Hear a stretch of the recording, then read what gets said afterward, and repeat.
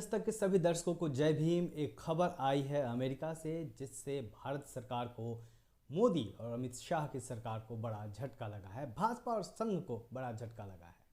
दरअसल अमेरिकी संस्था फ्रीडम हाउस ने अपनी एक रिपोर्ट में कहा है कि भारत में लोगों की स्वतंत्रता पहले से कम हो गई है।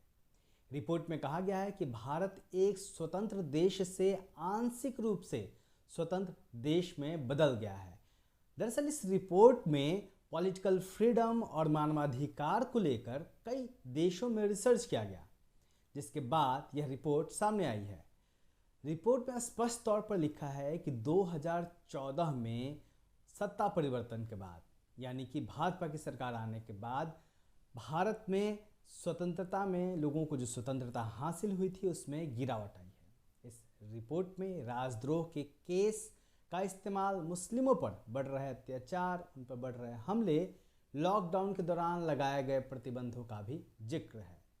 डेमोक्रेसी अंडर सीज शीर्षक वाली इस रिपोर्ट में भारत को 100 में से 67 नंबर दिए गए हैं, जबकि पिछले साल भारत को 100 में से 71 नंबर मिले थे। फ्रीडम हाउस ने अपनी इस रिपोर्ट में कहा है कि हालांकि भारत में बहुदलीय लोकतंत्र है, यहाँ पे कई राजनीतिक दल हैं, एक बड़ा लोकतंत्र है, वह व्यवस्था है, लेकिन प्रधानमंत्री नरेंद्र मोदी और हिंदू राष्ट्रवादी दल भारतीय जनता पार्टी की सरकार भेदभाव की नीतियाँ अपना रही हैं।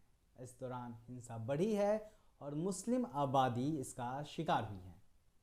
रिपोर्ट में यह भी कहा गया है कि इस सरकार में मानवाधिकार संगठनों में दबाव बढ़ा है, लेखकों और पत्रकारों को डराया जा रहा है, उन्हें निशाना बनाया जा रहा है, कट्टरपंथ से प्रभावित होकर हमले किए जा रहे हैं, जिसमें लिंचिंग भी शामिल है। और यह भी कहा गया है कि इसका निशाना, जो लिंचिंग है और जो कट्टरपंथ है, उसका निशाना जो है वो मुस्लिम समाज बना है भारत का। रिपोर्ट में जो आगे लिखा गया है वो भी देखना ज़रूरी है। इसमें कहा गया है कि 2014 के बाद से भारत में मानवाधिकार संगठनों पर काफ़ी दबाव बढ़ गया है। राजद्रोह कानून और मुसलमानों पर हमलों का उल्लेख किया गया है और कहा गया है कि देश में नागरिक की स्वतंत्रता के हालात में गिरावट देखी गई है। गैर सरकारी संगठनों और सरकार के आलोचकों को परेशान किया जा रहा है।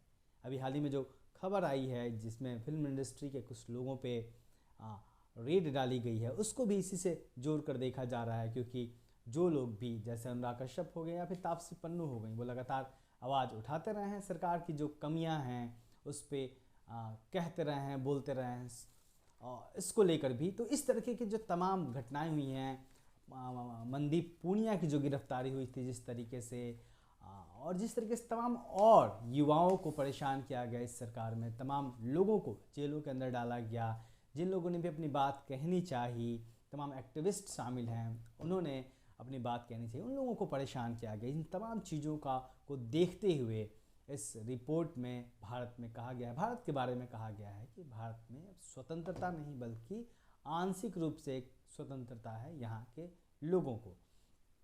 आगे जो अगर हम बात करें तो रिपोर्ट में मुस्लिम समाज के साथ दलित और आदिवासी समाज का भी जिक्र है, उनके बारे में भी कहा गया है। रिपोर्ट में कहा गया है कि मुस्लिम, अनुसूचित जाति और जनजाति के लोग आर्थिक और सामाजिक रूप से हाशिए पर गए हैं।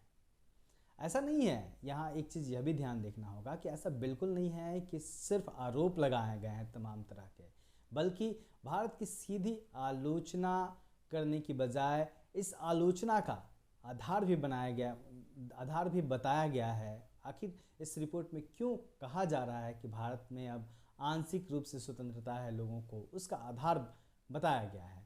रिपोर्ट में भारत के अंक को कम करने के पीछे का कारण सरकार और उसकी सहयोगी पार्टियों की ओर से आलोचकों पर निशाना कसना बताया गया है। नागरिक स्वतंत्रता की रेटिंग, तमाम तरह की रेटिंग दिए गए हैं इस रिपोर्ट में हर देश को, जिसमें भारत को जो रेटिंग दी गई है उसको देखना होगा हमें। नागरिक स्वतंत्रता की रेटिंग में सबसे बड़े लोकतंत्र भारत को 60 में से 33 नंबर दिए गए हैं। पिछले साल भारत को 60 में से 37 नंबर मिले थे, यानी इस साल 4 नंबर कम मिले हैं।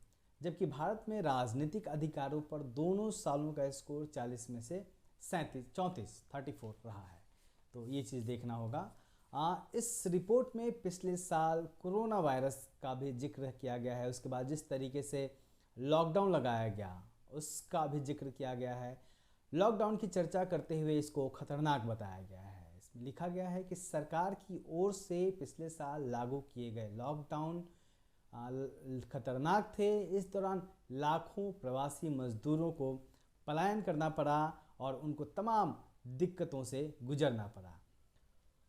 ये जो तमाम बातें हैं जिसके आधार पर भारत की रेटिंग कम हुई है, वो यह बताती है कि भारत में जो घट रहा है उससे सिर्फ भारत के लोग ही प्रभावित नहीं है। भारत का ही जो बुद्धिजीवी वर्ग है, एक तबका है, वही चिंतित नहीं है, बल्कि दुनिया भर में चिंता है। हम अपने दर्शकों को बता दें कि फ्रीडम इन वर्ल्ड राजनीतिक अधिकारों और नागरिक स्वतंत्रता पर एक वार्षिक वैश्विक रिपोर्ट तैयार करता है, जिसमें दुनिया भर के देशों का जिक्र होता है।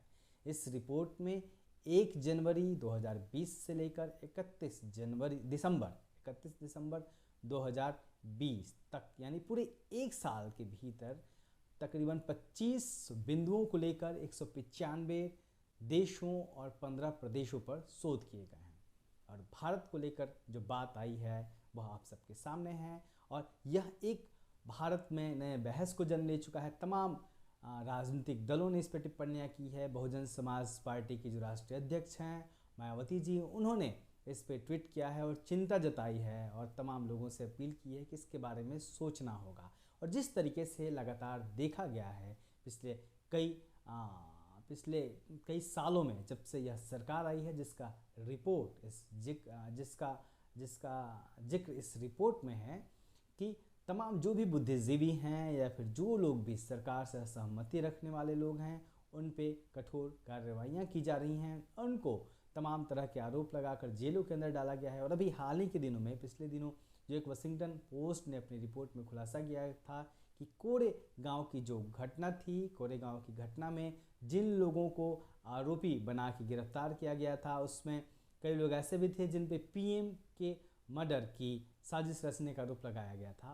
वाशिंगटन पोस्ट की रिपोर्ट में फोरेंसिक जांच का हवाला देते हुए कहा गया था कि यह प्लांट किए गए थे, उनके लैपटॉप में, कंप्यूटर में चीज़ों को प्लांट किया गया था, एक टेक्निकल सॉफ्टवेयर के जरिए, और जिसके आधार पर गिरफ्तार किया गया था। तो इस तरीके के जो तमाम आरोप लग रहे हैं सरकार पे, लिंचिंग की बात है, कट्टरपंथ की बात है, तमाम तरह की बातें जो हैं वो निश्चित तौर पे एक सवाल खड़ा करती है वर्तमान सरकार पर, भारतीय जनता पार्टी पर, सरकार में बैठे हुए पदाधिकारियों पर, मंत्रियों पर, प्रधानमंत्री नरेंद्र मोदी पर, गृह मंत्री अमित शाह पर, और पूरे एक व्यवस्था पर कि क्या भारत की जो छवि को नुकसान पहुंच रहा है उसके दोषी कौन लोग हैं, और क्या देश की जनता इस बारे में सोचेगी। वह सोचेगी कि आखिर क्यों दुनिया कह रही है कि भारत में नागरिकों को जो स्वतंत्रता मिली है वो कम हो रहा है। ये थी आज की बड़ी खबर। आप देखते रहिए दलित दस्तक। जय भीम।